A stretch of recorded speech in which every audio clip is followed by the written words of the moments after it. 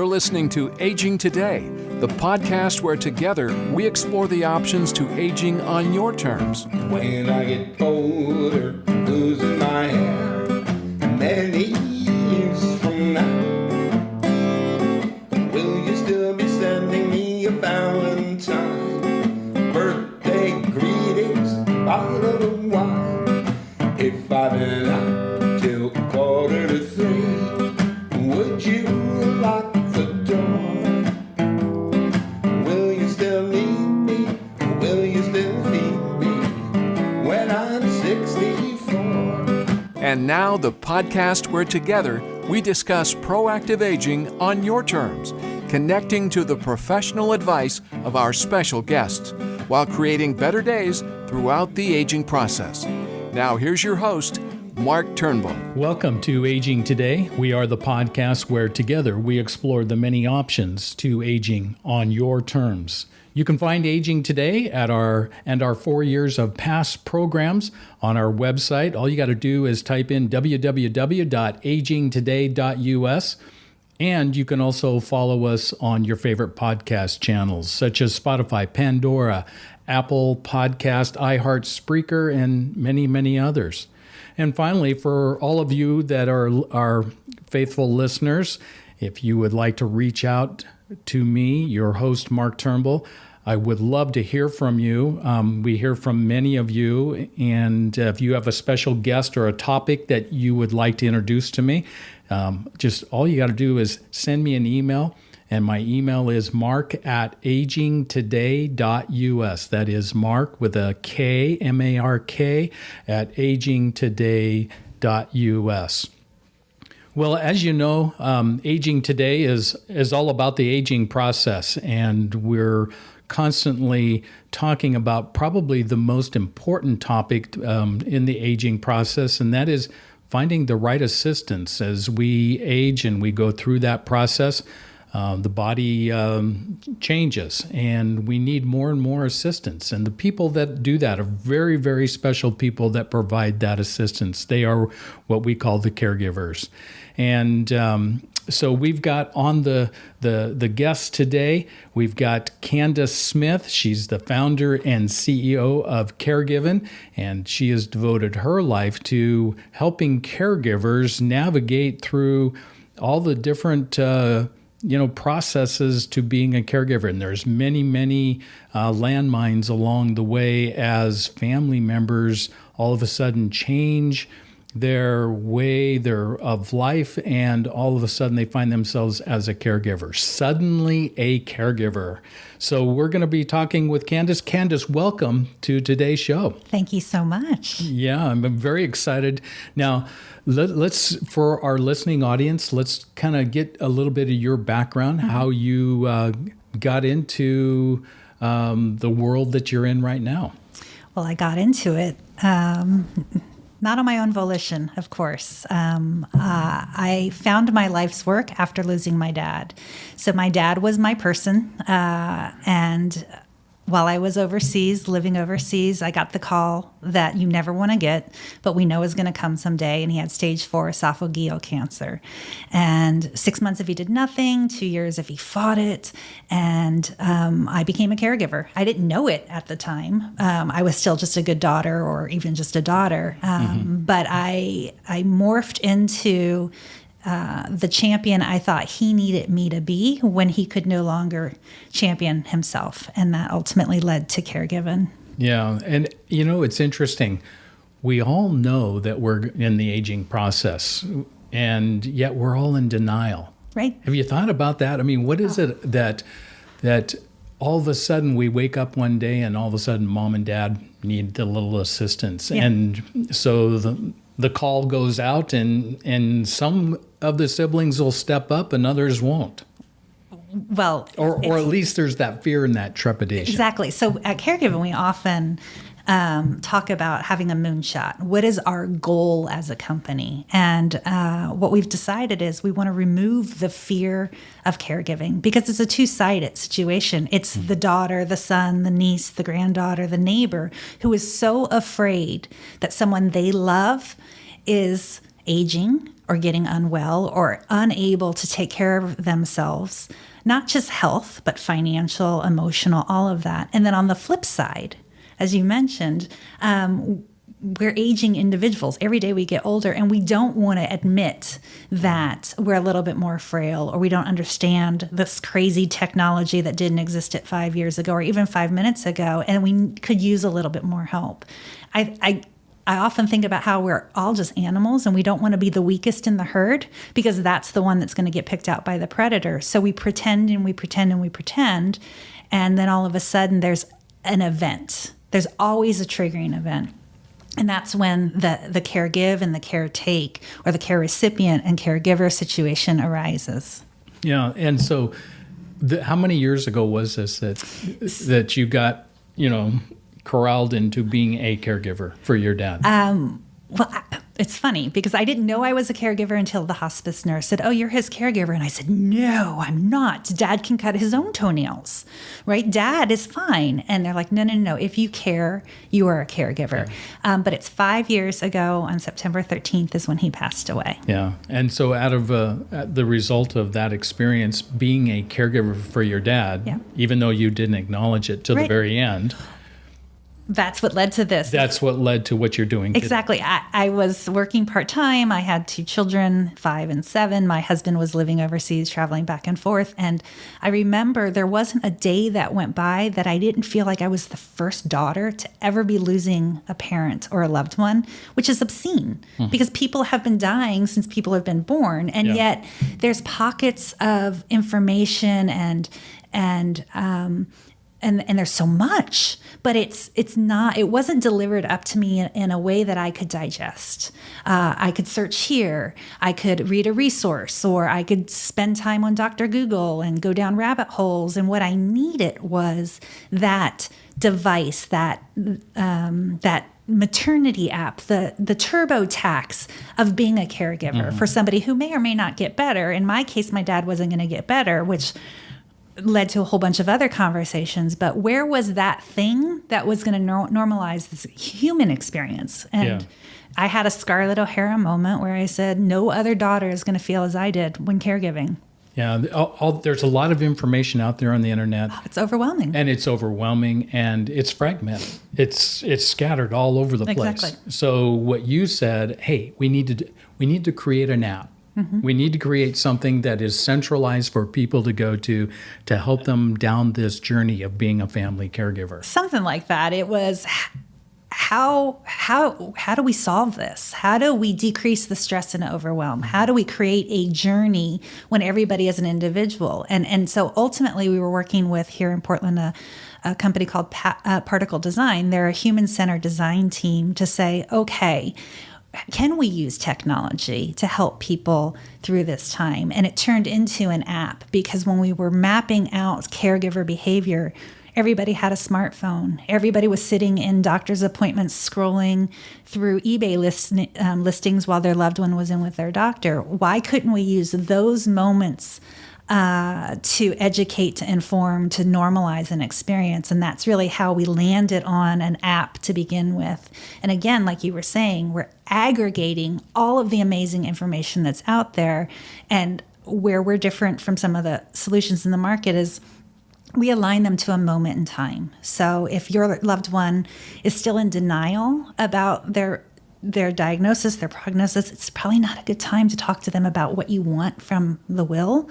That time will come, but let's align and create a journey so that you're having generative conversations, proactive, preventative conversations, and then can mitigate all of sort of the stress downstream. Yeah, and sometimes that's very difficult with my mom and dad are 91 years of age. They're still, we just had dinner last night at our house. They drove over and they're still doing very well.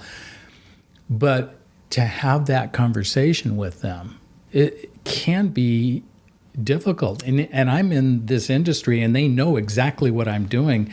And they still are resistant to, especially my dad, and it's part of that generation. That generation Absolutely. Pulled themselves up by their bootstraps.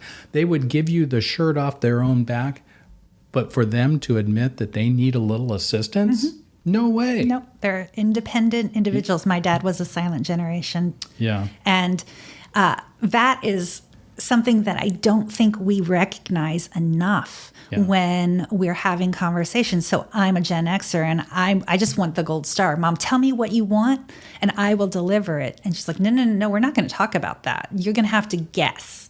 And so how do you reverse engineer a conversation to get at the information that helps you rise to the occasion? Now we have millennials and Gen Zers who are they're on it. They're going to ask any question and they're going to pull the information out. But what we need to do is nuance the way our product reaches them that says, you're talking from one generation to a different generation. Here's how you ask those questions to respect your loved one's values. My dad absolutely would have done anything his oncologist said. Pat your head and rub your tummy 6 times and you're going to be cured. And my dad would say yes. My brother and I are like, no. Where's the evidence? Yeah. WebMD says no. You got to go counterclockwise. Let's get a second opinion. And then he was distrusting us because we weren't respecting the medical profession that he esteemed. And so we had to switch gears to really say, okay, Dad, what are your values? How can we support you? And that really is the basis of what Caregiving is about. It's asking the hard questions, asking the right questions at the right time so that you can then be an advocate and not a barrier. Yeah, and so very important. And it really boils down to communication. Yeah, which we're taught not how to do anymore. Right. And then communicating not just amongst ourselves, but amongst generations. Yes. And that can be a very challenging process. Well, overlay then in the family issues. I'm the eldest daughter. I'm the slacker son. What is my role in the pack and the order? Am I overstepping?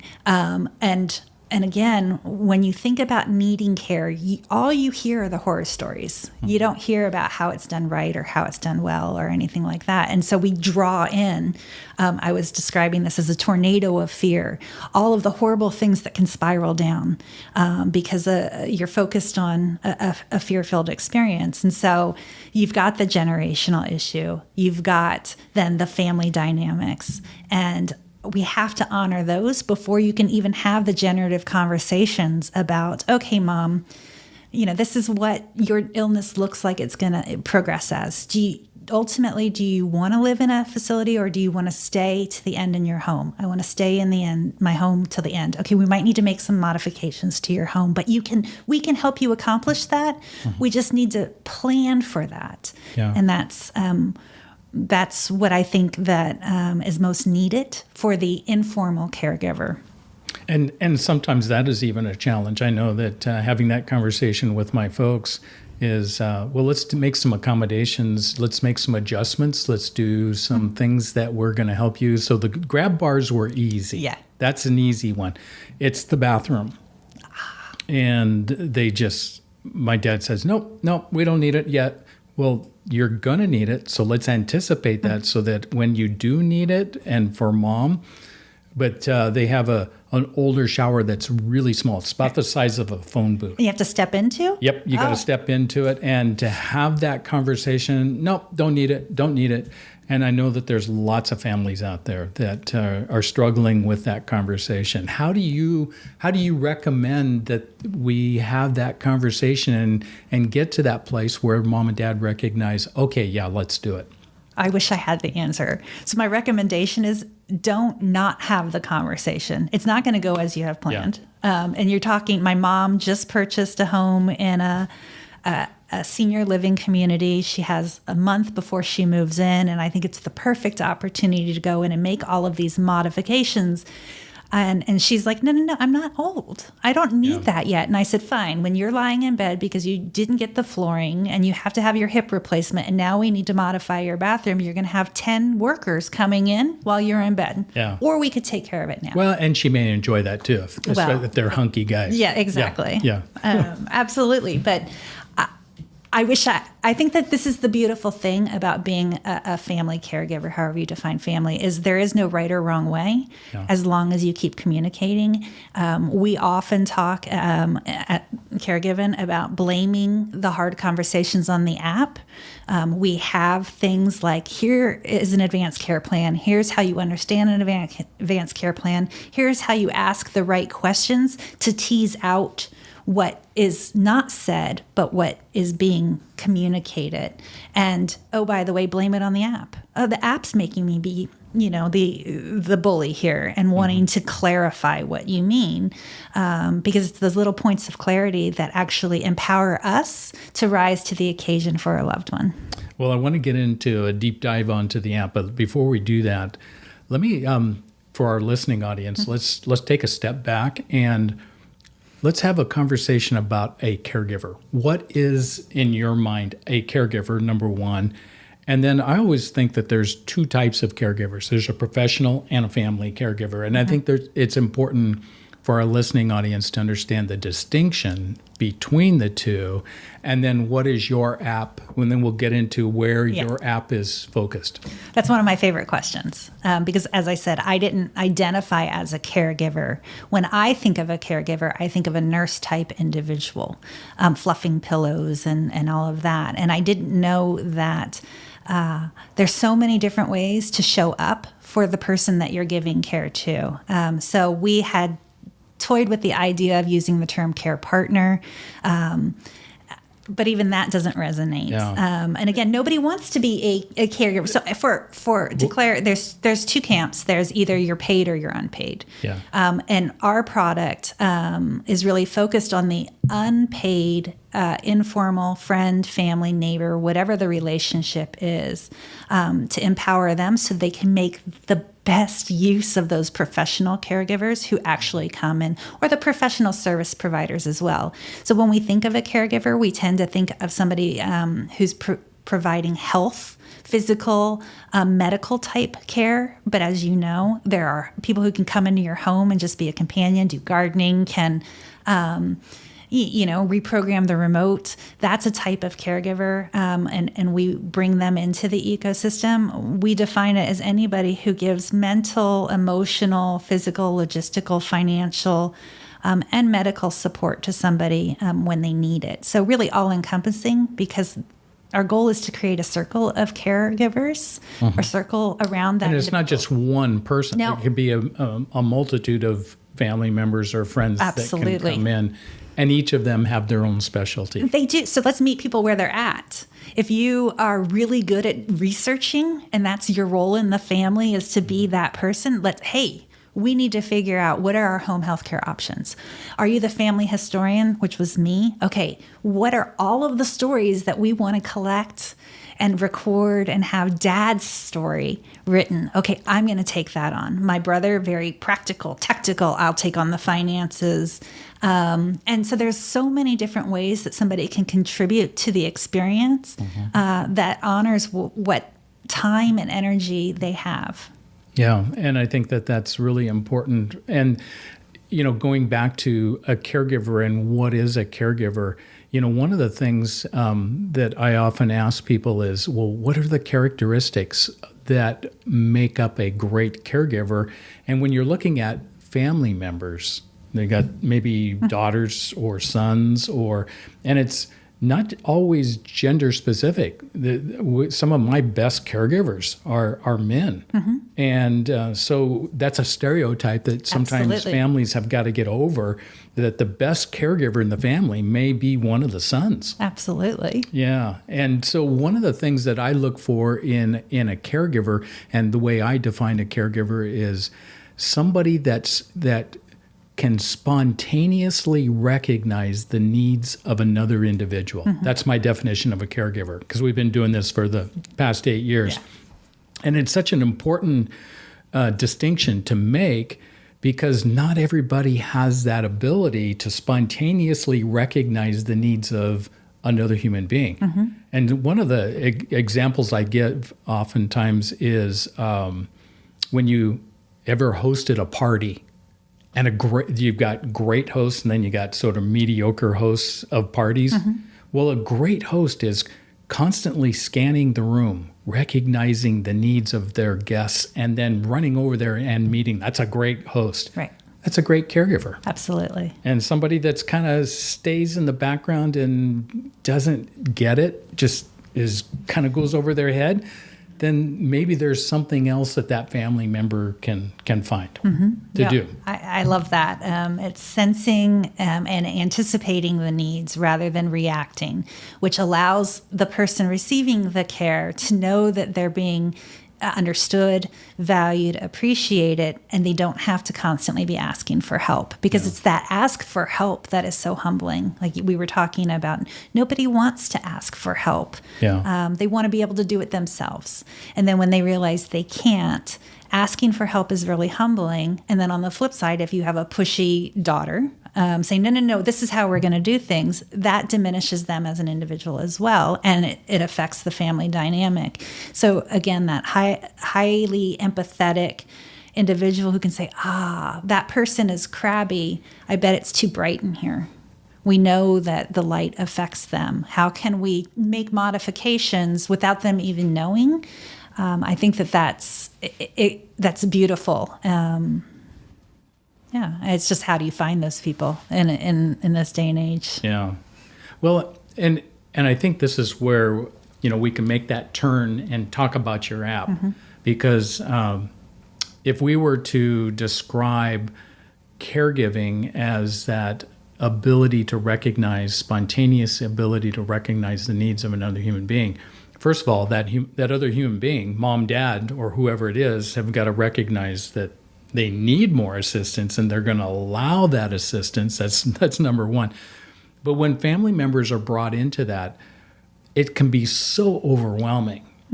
And this is the impetus behind your app, is that it organizes the thoughts. It organizes the steps to take to be a great caregiver, or to give mom and dad the ability to fulfill their last wishes. Well, to sort of riff on what you're talking about, we want to give people the preparation so that they can anticipate the need.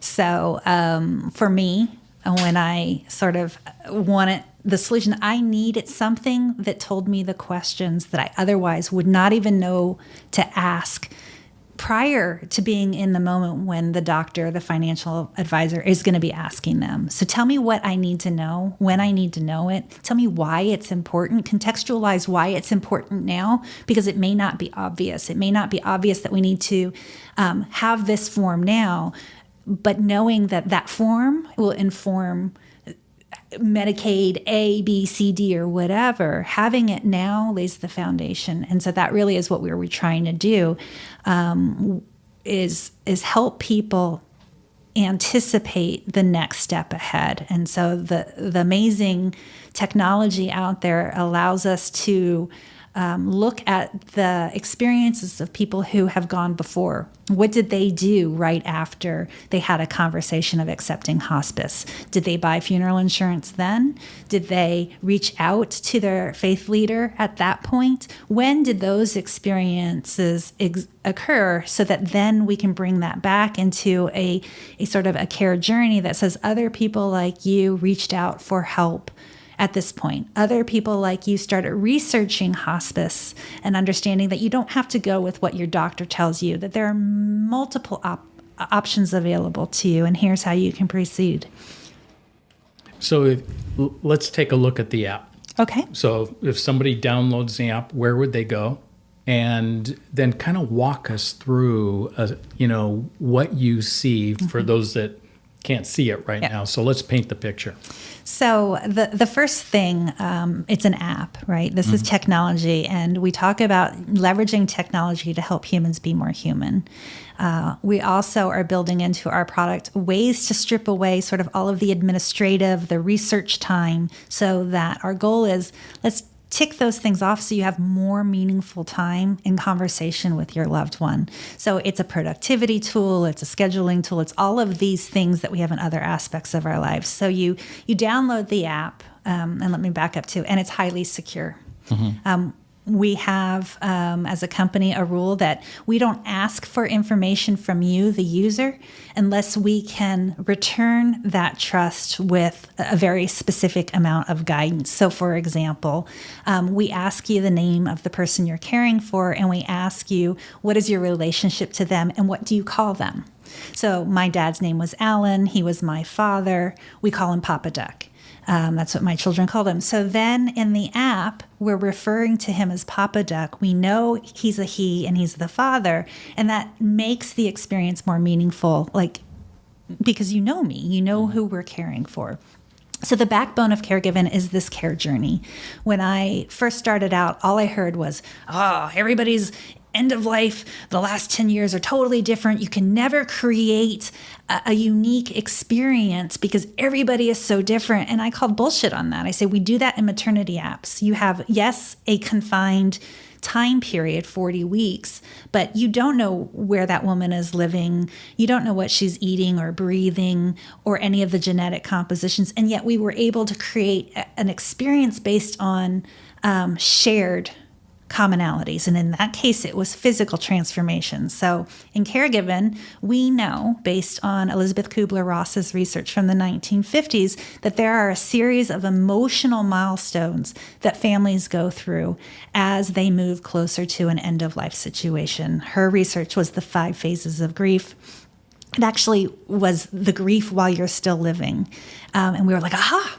That's brilliant.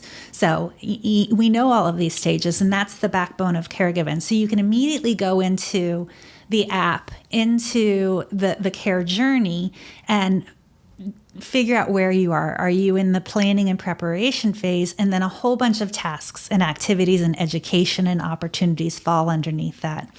Or you can navigate through a chatbot that is interacting with you to help you find the most meaningful information in any given moment. And that may be, Dad has a doctor's appointment. Okay, who is taking him? What does he need to bring? What were the notes from the last meeting? What are the questions from the group that want to be asked at that meeting? Does it have a shared calendar? It will. Okay. Because I think that's really important. It is really important. When it comes to, my mom and dad with their appointments with the doctor, and they've got multiple appointments. And my sister, living close to them, she does the bulk of, the transporting and making sure they're getting to the doctor's appointments. But it'd be nice if I could have that on the calendar. Absolutely. And then all my brothers can share that information and know what's going on. So yes, technologically, a shared calendar is, it's not as easy as it sounds, because you may be on Google, I may be on Apple, my mom might be writing things down by hand. So how do we meet people where we're at? So that is on our roadmap. It is coming. And in addition, we want to nudge you, saying, okay, mom has a doctor's appointment and Sarah is going to take her. You might want to give a little props to Sarah for making time out of her day. Or this is a really big appointment. You might want to teleconference in if you can, or send some flowers, and really contextualizing what is happening, not just for the individual who everybody is caring for, but those who are playing the various parts. So there will be a shared calendar. What's beautiful too is you can see the activity. So we have document storage. So if an advanced care plan is uploaded, if a POLST or a will, that can be uploaded and disseminated to all the appropriate stakeholders. They have access at their fingertips. So if your sister is normally the one who's closest, but she's on vacation, so you're staying there, you're not rifling through drawers going, wait, well, where's the DNR? Oh my gosh, where is this? We have it in the app. Mm-hmm. I know how to get it. And so that really allows more people to be involved instead of putting all of the weight on that one primary caregiver who won't go on vacation because, say, something happens. So it allows the opportunity for respite and all of that. In addition to the calendar, something that would be really, and I think you touched on a little bit, is the when they're at the appointment with the doctor, it'd be really cool if I could listen in, because I can't be there. Right. I mean, I've got a job. Right. Okay. Or other siblings have jobs, and Mom doesn't want you there. Oh yeah. But if I could listen in to see what the doctor is saying to her, because a lot of times when my dad goes to the doctor tells him stuff, and then you ask him, okay, well, what'd he tell you? And he goes, well, just general stuff. Yeah. Everything's fine. Mm-hmm. But then on the flip side, so on my dad, we're there, the last type of treatment isn't working, but there's this new experimental treatment that's already been proven. It's just, And you might live 3 months longer. You just have to travel from your home to Portland and back 3 times a week. But you're going to live 3 months longer. And my dad's like, yes, yes. And I said, Dad, do you want to live 3 months longer? And he's like, hell no, I'm done being sick. Yeah. And had I not been there, he would have gone down this path to please the doctor instead of being true to himself. So you're absolutely right. When my dad was getting his diagnosis, I was living in France, 9 hours. My brother's emailing me step by step. This is what the doctor said. Email. My response. Texting? Sometimes when you're in these caregiving crisis events, logic leaves the building. And it's like, at no point did I think, why don't I just pick up the phone and he put me on speakerphone so I could be present? And that's ultimately what we want the app to do, is like, here's Captain Obvious. We now have telemedicine. Call in on Doxy or whatever your provider's platform is. You can be there. And then everybody is hearing the same thing.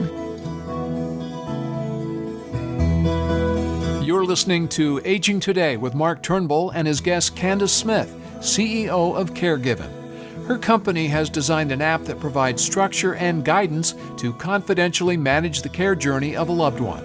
We'll hear more of this conversation with Mark and Candice in just a moment, here on Aging Today.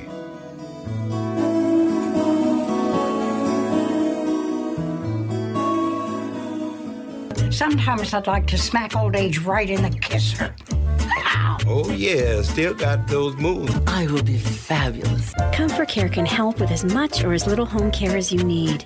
From medication reminders and meal prep to everyday chores and errands. Let us create your personalized care plan and find the perfect caregiver match so you can live your best life possible. Call Comfort Care at 503-636-0417. A Did You Know moment from Comfort Care Home Care of West Lynn. Did you know that all of us at Aging in Portland care about all of you caregivers out there? Here are 5 resolutions we offer to caregivers everywhere. Take the time to care for yourself. Number 1, schedule a wellness exam with your physician. You cannot care for others if you do not take good care of yourself. Call your physician's office today to schedule an exam. Number 2, eat nutritious foods. When you are busy, it is easy to grab quick, but not necessarily healthy foods. Replace fast food meals and processed snacks with fruits, vegetables, and whole grains. Number 3, sneak in exercise throughout the day. If an hour at the gym or a long walk is too time-consuming, focus on fitting in small amounts of exercise throughout the day. Park your car farther from work and take the stairs instead of the elevator. Turn on your favorite upbeat music and dance to 3 songs. You will raise your heart rate for about 10 minutes. Number 4, adopt healthy ways to deal with stress. Constantly caring for the needs of others and not yourself can lead to stress. Try yoga or meditation. You may find it calming. Make plans to see good friends as often as possible. Schedule a little me time into every day to pursue a favorite hobby, read, or watch a favorite TV show. Number 5, enjoy giving yourself a pat on the back. You sacrifice a great deal to care for others and may not receive much, if any, appreciation for all that you do. Each day, remind yourself that those you serve have a better life because of you. If you are a family caregiver that needs a break from the daily care of your loved one, Comfort Care of West Lynn can help. We all need a little break now and then. Allow us to give you some respite. Comfort Care cares. Give Comfort Care of West Lynn a call at 503-636-0417. This message was another Did You Know moment for living your best life possible.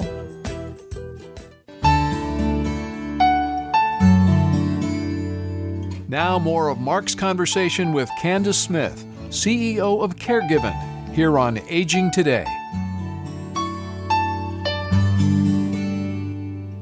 Now, how does the app, so it's a communication tool, and it's a resource tool. It's a lot of things wrapped up into one. And you've got, what's the name of the apps that the hospitals are utilizing? MyCharts. Oh, yeah, no, we're not. So how does it differ from MyCharts? Because MyCharts is basically just a recap of what happened at the appointment. So we are not a medical transcription of what happened medically. So this is really, it differs in that this is the target user is the informal caregiver, and it's informal conversations and meeting notes and things like that.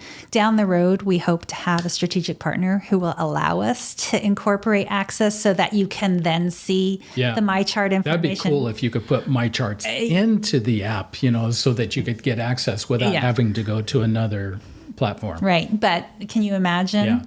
It would be your parent giving you access to their MyChart so that then you could access it, and then the HIPAA compliance flies out the window. And so, the reality is what we're trying to get at is outside of that healthcare setting, what are we collecting? What are we hearing? What are we observing? And then how do we share that? Knowing that all of the medical data is accessible in a different way, knowing that eventually we'll have that integration, but that too is, for a sleepy little startup that began with a moment, it's turned into something much bigger, and the opportunity is much bigger. And the reality is the bigger companies, the Apples of the world, they're moving in that direction so that there will be more seamless integration. The catch-22 is that seamless integration is for you, and will your parent or the person you're caring for allow you in? Okay, so on the website, on the app itself, or the app, not the website, but the app itself, there's a place for documents for you. What are the major documents? And is there freedom to put in and upload more documents than? Absolutely. It's you can Google what documents are out there, medical, legal, financial. We've sort of categorized all of the big ones, the insurance. What we do is it's an app, so we tell you what it is in lay terms, why it's important, who needs to be involved. We'll give you the link to the appropriate state form so that you can access it and give the steps. Does it need to be validated in some way, shape, or form? And then allow you to share it, to store it and share it with the stakeholders. And it's all across the gamut from marriage certificates. We've worked with subject matter experts to sort of map these sort of interactions of what documents do you need at what point to make a process more efficient, and a friction-filled situation less frictionless, right? After the fact, there's long death certificates and short death. So collecting all of that. Are there templates in there? So like you've got the PULSE document, you got the advanced directive, you've got. We'll push you to like the governing body. To the website. Yes, that, exactly. Where you can draw that, because every state's going to be different. Every state's going to be different. And as our product matures too, we'll have conversation starters around that particular document, what should be asked, trying to get at the conversation, the third level listening of, okay, you said no life support. Does that include water? Okay, well, why does that matter? Well, with your illness, this is what that looks like. Is that really what you want? Helping the individual make informed decisions while also empowering those caregivers to hear what mom, dad, or grandma is saying and not second guess it in the moment. Like, no, this is what she said here. Instead of trying to remember what mom said, we can play the audio recording and say, this is what mom has said about this on herself, which really it's a psychological shift from honoring, making a choice for someone who no longer can versus honoring their choices and doing what they asked. So yes, that's within the product. Yeah. So now you got the caregiver feature, some of the other caregiver features. You've got the documents, and then you've got the care circle. Explain what the care circle is. So the care circle is that normally there's one person that rises to the occasion, whether they want to or not, to sort of be the wagon leader of the other caregivers. And normally that person does so much on their own.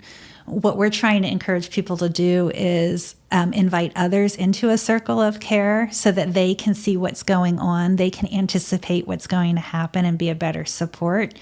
So we have multiple layers. We have sort of that inner circle, and then sort of an extended family where they're seeing not the in-depth details, but they're able to volunteer to drive, mow the lawn, hear the family stories. And then we have professionals who are affiliated who don't need to see the nitty-gritty family kitchen conversations, but should know, okay, over the last week, Edna has stumbled twice. She couldn't find her keys, and hasn't been drinking enough water. So when that home health care aide comes in, they sort of have an idea of what's going on in the home setting, without having to ask that. They've got sort of a high level view of what's actually happening so that they can be more proactive and anticipatory when they come into the setting.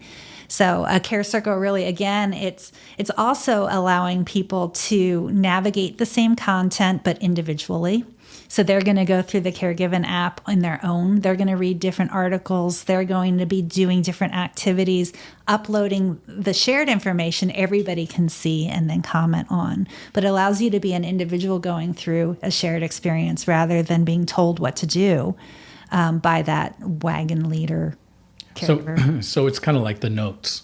Yes. So if you were taking care of mom and the siblings all wanted to know what was going on with mom's care, Yep. you can put little notes in there. Absolutely. And as the care leader, you're informing and communicating with everybody else, how she's doing. Absolutely. And the type of care that because care progresses.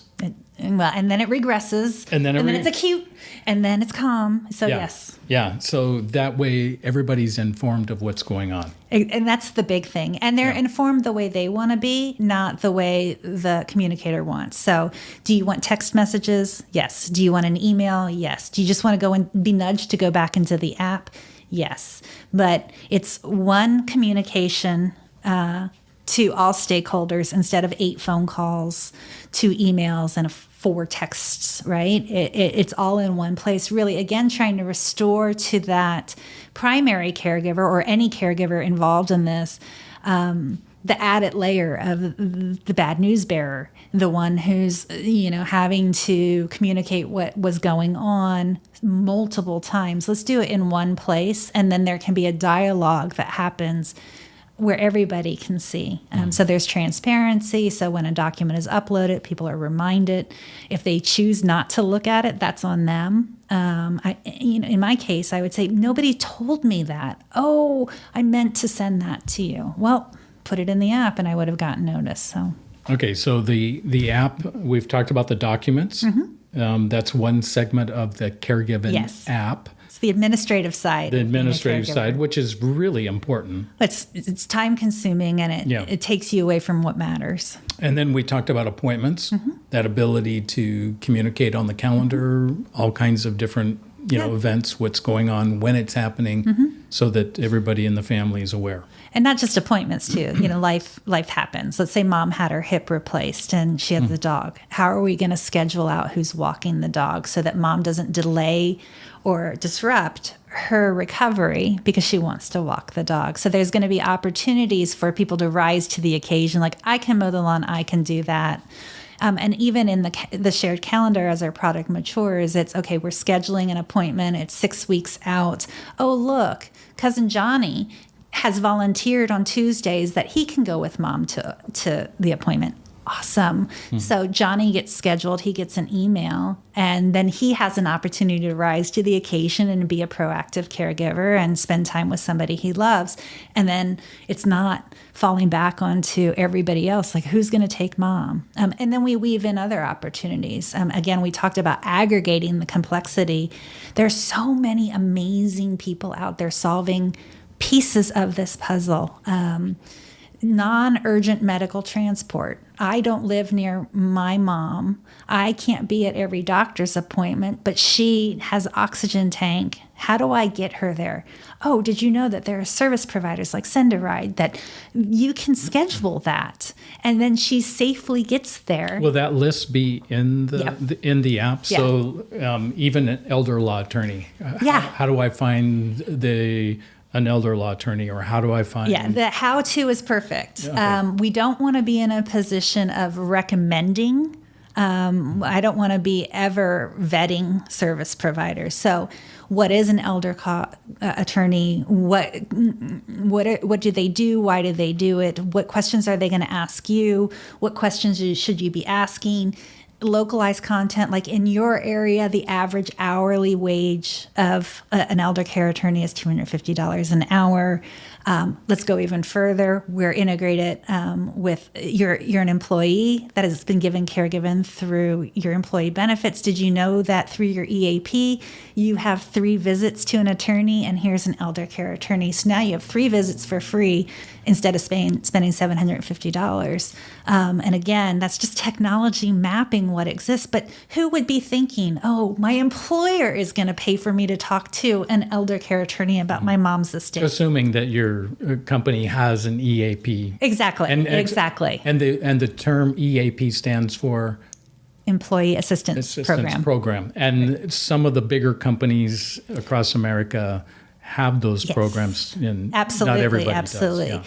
Yeah. But take advantage of, because it drives me crazy when, here in Portland, we've got big companies. We've got Nike, we've got Intel, and all of those provide EAPs. Right. And when I talk to family members, they don't know anything about them. No. And it's not just even buried in an EAP, right? Mm-hmm. You as a primary caregiver are entitled to different health benefits through your health plan because you're caring for somebody else. Yeah. And it's not driven from their health plan. But who would think to say, oh yeah, my mom is fine, but I am spending a lot of time and energy and my own money paying to make sure that she continues to be fine. Oh, did you know that our program offers this? Or so again, well, even caregivers. I know. You can, and companies want to keep their employees on the job. So instead of having the employee leave the job to take mom to the doctor's office, you can get, and that will pay for a caregiver to come in and sit with mom until, you get home. And this gets to what we were talking before we turned on the microphone, is that continuum of care is right now. I think if the average person heard that their mom was sick, they would think that they had 3 options. Let her be sick on her own, she lives with me, or she lives in a facility. But there's so many ways that you can accomplish what you need to do. And Caregiven and many other companies, we help you find the low cost or the no cost. This isn't a product for rich people. It's through your areas on aging. Did you know you have access to this? Did you know in areas of aging you can apply for respite care and have somebody come in? Did you know that there is this opportunity here through the American Heart Association? And where in the app will that'll be in the care journey. That'd be the care journey. Exactly. That's the caring roadmap that's on there. Okay. Yes. Yeah, that's there's 4 parts to the app. So think of the backbone as this care journey. And then within each, there's milestones that are based on emotional. So how do we align what conversations to have? So there's documents. Next year, we'll have the family stories where, I spent a lot of time recording my dad, making his favorite recipe, things like that you want to capture. So that time capsule. There's the important documents that span all of caregiving. It's not just the healthcare documents. It's the calendaring, logistics, care coordination aspect of it as well. And then we have more and more materials to empower that informal caregiver to not get caregiver burnout. So we know there's research, the federal government has sponsored research, that an engaged caregiver reduces trips to the ER. People who do go to the hospital are less likely to be admitted. They're less likely to be readmitted. If they do stay in the hospital, they go home faster. And the whole elusive idea is, how do you engage a caregiver?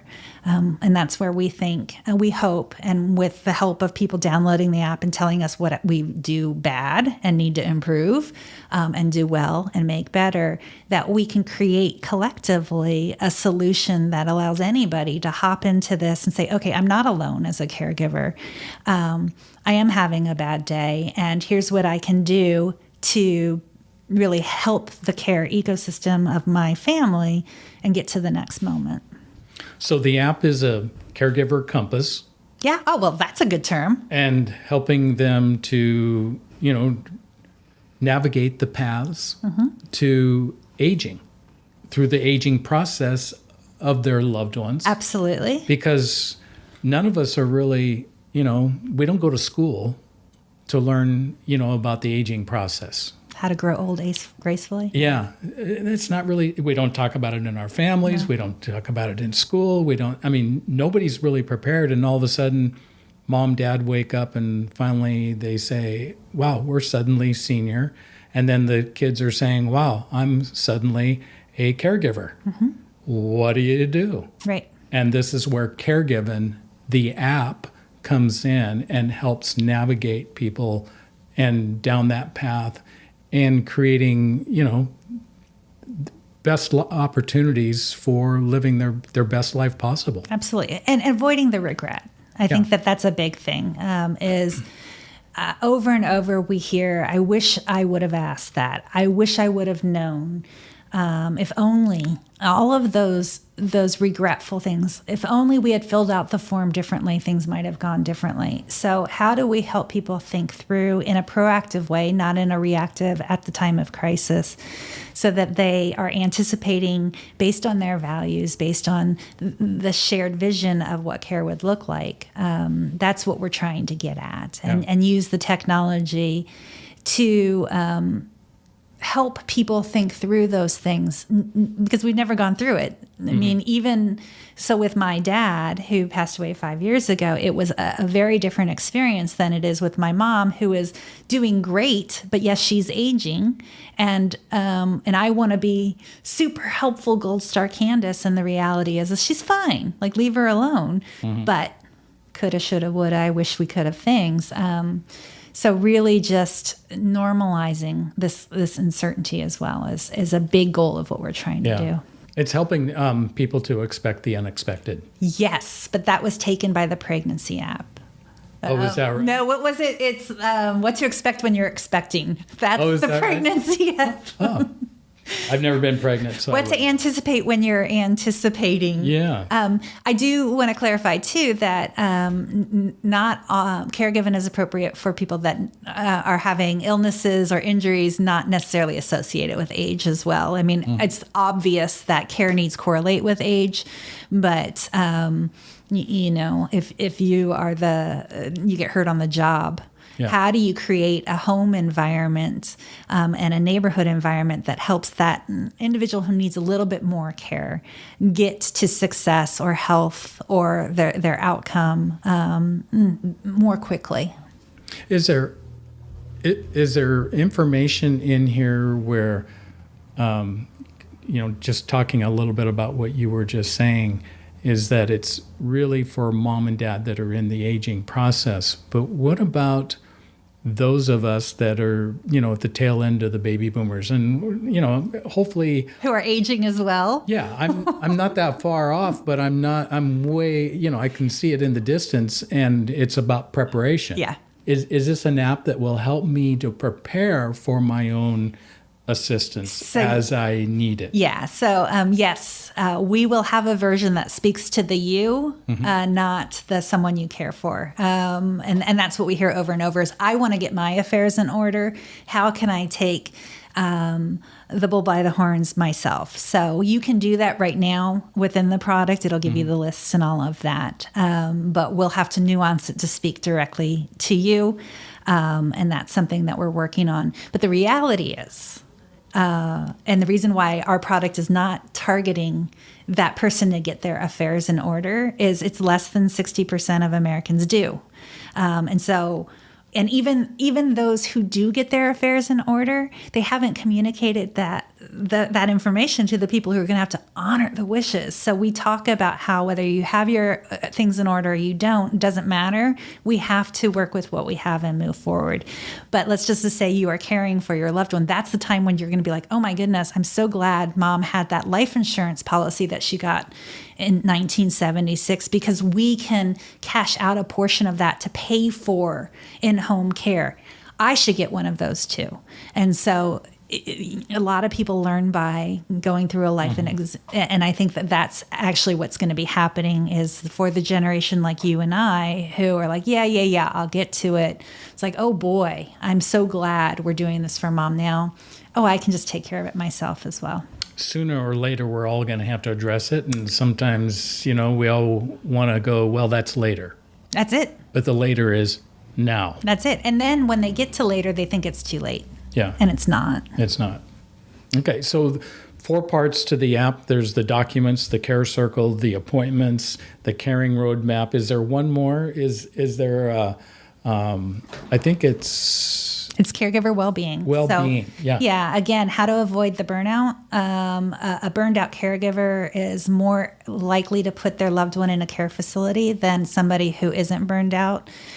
We avoid the whole self-care thing because that's adding another layer on. But what can you do to stay healthy in this situation? What can you do to protect yourself? We know that informal caregivers spend over $7,000 a year out of pocket caring for their loved one, impacting their own financial security.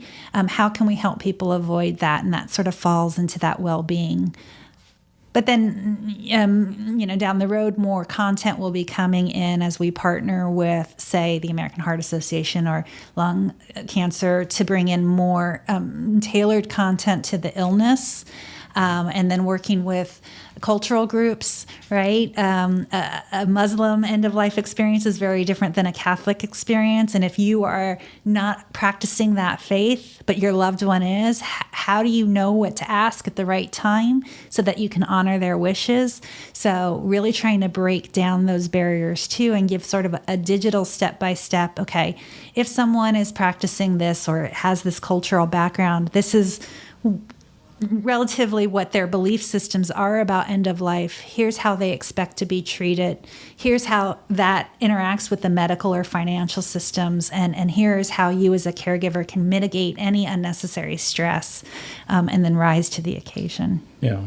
Okay. Is there anything else about the app that our listening audience needs to know? So we've talked about the 5 parts: the documents, the care circle, the appointments, caring roadmap, and the well-being. Yes. Well, first, it's free. Anybody out there shouldn't have to pay for help. Oh, that's good. I like that price. I do too. And then the question is, are you going to be advertising to me? How are you making money? No, we're not going to be advertising to you. If you follow a logic thread and you want to work with a service provider and we give you a recommendation, then that service provider pays us if you become a customer of them. But the amazing thing with Caregiving, as I went down this path of I'm going to create this thing and I'm going to put it out in the world, is the companies that are using us are life insurance carriers, and they're not necessarily, they are health companies, but there are employers out there who want to be offering this to their employees. There are homeowners companies who are saying, hey, we want to keep you in your house as long as possible. Here is an app that can help you and your family.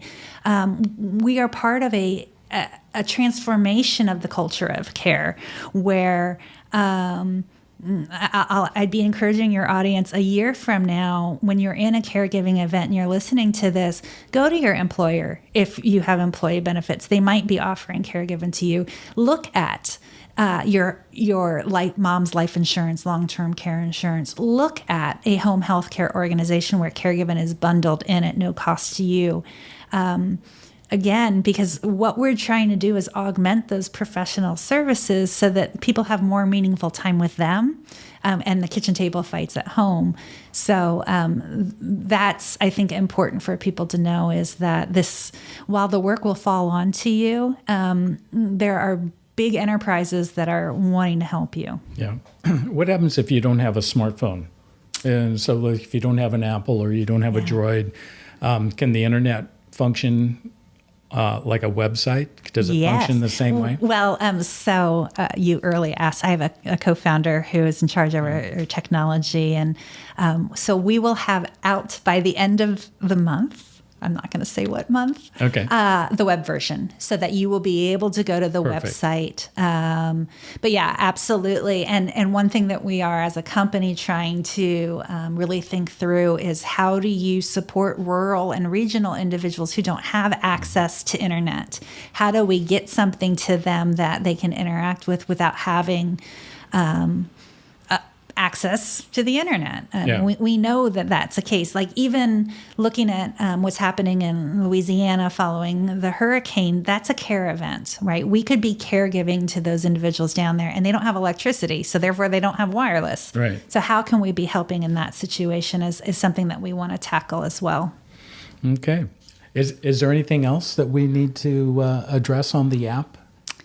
Well, just that the goal is to help you be more present in now the app is ready to go, right? It's in, yeah, you can download it from our website or in. And then how do people go about downloading it onto their phones?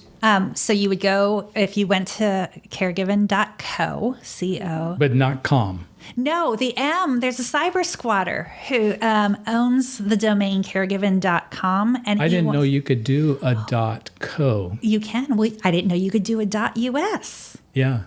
So yeah. you can do .whatever anymore. Yeah. But to the cyber squatter who has the M, I'm never going to pay your $84,000. $84,000 for an M. Yeah. I know.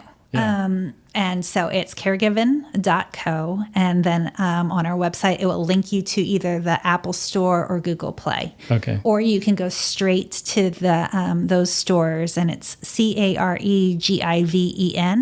Your phone will try to correct it to Caregiver. Say,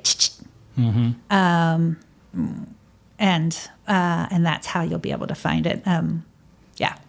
And you've got a big team around you, it sounds like, to get this app launched in a way that is going to be truly effective for the user. We have a big team of people. The most beautiful thing about this is once I started talking about Caregiving, people understand the pain we're trying to solve. And I have 5 employees and 3 contractors right now. But the Caregiving team is massive. We have people. So the company that does our security, they try to take down our site and see what they can steal on people. They're charging us almost nothing because the founder of that company lost his dad and wished he would have had something like Caregiving to help him. So it's his way of giving back to enrich an experience so others don't have to have it. So I would say that the Caregiving team, I mean, it's global. Yeah. And you've got the people that would most benefit from this are family caregivers. What about professional caregivers, people that work for agencies? You know, because we're an agency, there's lots of different franchisors and E's out there that could benefit from this app. Absolutely. So our goal is to partner with them to, again, the app is in the home when that professional caregiver is not. So what information can we be collecting? What conversations can the family be having in absence of that professional that is enriching the whole care journey so that everybody is on the same page? I will fully admit that I was a barrier to my dad's home health care because I was ignorant, because I was insecure. So how do we bring that back into an app and educate so that person that you're hiring gets to do more of what they love and less of mitigating family strife. Yeah. And so that is our goal, is to be a companion. We're working with a national palliative care company who will be offering Caregiving as a companion to what their team does, with the hope of expediting the outcomes there. But again, making a more seamless, better integrated experience around that individual who deserves, the most love and support from their professionals and the informal caregivers. Yeah, and let's finish up our conversation with that continuity of care, the continuum of care. Yeah. And because you were alluding to that just now, and I think that's kind of where we're at as well in looking at the different resources that mom and dad need in order to remain independent in their own home till their very last breath. And talk a little bit about continuum of care and how you're going to integrate that through the app. Yeah. Well, you know how when you go to the doctor, and then they send you to a specialist that doesn't, you have to fill out the same forms and they don't have the same background, and then somebody else, and you're really in that fragmented experience. What Caregiving really is meant to do is to be that single source of truth from mom living healthy, independently, playing tennis 6 days a week and solving math problems that even Einstein couldn't imagine, to she's on hospice. So what is that single repository that can serve as your companion throughout that continuum care, when knowing that, with the exception of organizations like yours that are really trying to be a holistic provider, when mom is healthy and she's living independently, she's going to have one subset of resources, and then when she needs a little bit more care, she's punted out to somebody else, and then and then let's just say she's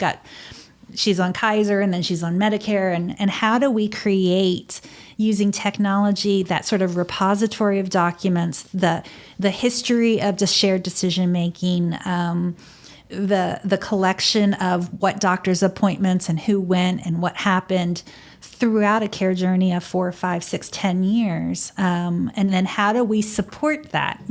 How do we say, okay, based on what other people have done before you, they start researching in-home care too late. Why don't you start researching it now to understand your options, to figure out how you're going to afford it?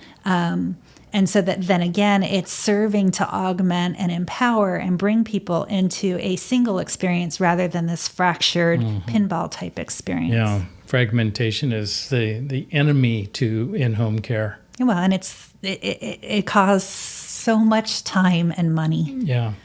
When if it was just integrated, it would save so much. And that's where Caregiving app comes in. Yeah. The Caregiving app. And we've been talking with Candice Smith. She's the founder and the CEO of Caregiving app. And if you want to reach out to Candice, how would our listening audience best connect with you? Lots of ways, but through my website, there is Talk to the Founder. It's on Contact Us. Okay. And we want to hear from you. And that's caregiving.co, not com. Correct. Caregiving.co. Okay. And I am Candice at caregiving.co, CANDICE, if you do want to email me.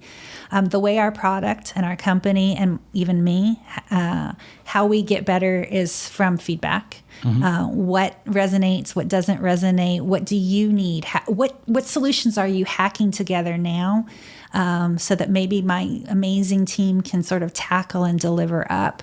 People who are giving feedback on the app will see in 2 weeks or be communicated back saying, this is a really great idea. Here's when we think we can have that. So again, everybody has an opportunity to co-create the solution that they wish they had or they hope they have. Yeah, and it's about information. It's about knowledge. Knowledge is power, and having a centralized app that can direct you to the answers to everybody's questions about the aging process. Even the questions you would not even know that you should be asking yourself. Yeah. How many times have I been down that road? Didn't even know what the question was. Exactly. Yeah. And that's the impetus or the reason why we have Aging Today, the podcast, is to address some of those questions and help people to think through the process of aging a little more clear. Yeah, absolutely. Yeah. And I want to say thank you for being on today's show. You've cleared up a lot of things for all of our listening audience. And I'm very excited to put into practice your app and let's take a look at it and see how maybe that can be integrated into what Aging Today is doing. I hope so. We are working with Aging 2.0, a global organization as well. So our goal is to make aging not even a thing. It's just a part of life, and really empower that experience. So thank you for this opportunity. I really have loved it. Well, thank you, Candice. Appreciate it. And once again, to our listening audience, if you want to learn more about caregiving.co, all you got to do is just type in caregiving.co, and you can get it on the website and all the information. Reach out to Candice and her team, and they will be able to direct you to upload it onto your smartphone. Absolutely. And down the road, it's going to be on the internet as well, the website. Exactly, the website. Okay. Well, great. Thank you. Well, this is Mark Turnbull, your host, and I want to thank you for tuning in to Aging Today, the podcast where together we do explore together the options to aging on your terms. Join us again next week for another lively discussion on aging today. And remember, we're all in the process of aging, and as we age, we really are better together. So stay young at heart. You make me feel so young. You make me feel like spring has sprung. And every time I see your face, I'm such a happy individual. The moment that you speak, I want to go play hide and seek. I want to go and bounce the moon just like a toy balloon. Well, you and I are just like a couple of tots running across the meadow, picking up lots of forget-me-nots. So you made me feel so young. You made me feel there are songs to be sung, bells to be rung, and a wonderful fling to be fun. And even when I'm old and gray. You've been listening to Aging Today, where together we explore the options to aging on your terms. Join Mark and his guest next week for another lively discussion on proactively aging on your terms, connecting you to the professional advice of his special guests, with the goal of creating better days throughout the aging process. Your host has been Mark Turnbull. Join Mark and his guests every week on Aging Today, your podcast to exploring your options for aging on your terms. And even when I'm old and gray, you make me feel the way I feel today. 'Cause you make me feel so. You make me feel so. You make me feel so young. So young. You make me feel so young. You make me feel so young.